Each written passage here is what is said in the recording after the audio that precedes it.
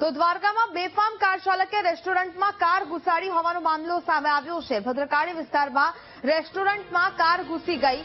Rabari gate highway પાસે પૂર ઝડપે આ કાર આવી રહી હતી ને તે રેસ્ટોરન્ટમાં ઘૂસી। રેસ્ટોરન્ટમાં કાર ઘૂસતા કાચના દરવાજા દિવાલને નુકસાન પહોંચ્યું છે।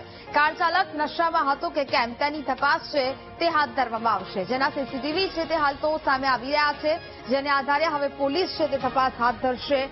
કાર ચાલક નશામાં હતો કે કેમ તેને લઈને પણ તપાસ છે તે કરવામાં આવશે। દ્વારકાની આ ઘટના સામે આવી છે કે જ્યાં બેફામ કાર ચાલકે રેસ્ટોરન્ટમાં કાર ઘુસાડી હતી। સંવાદદાતા અશોક ફોન લાઈન પર જોડાયા છે।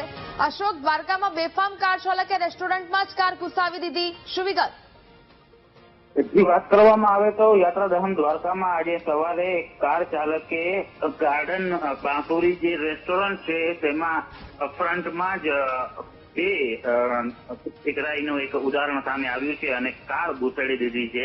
જ્યારે ગાર્ડન રેસ્ટોરન્ટ છે તેમાં ઘણું બધું નુકસાન થયું છે। ખાસ કરી જે ફ્રન્ટમાં દરવાજો છે કાચનો એક તૂટ્યો છે, દિવાલ પણ તૂટી છે, અંદરના સોફા પણ તૂટ્યા છે।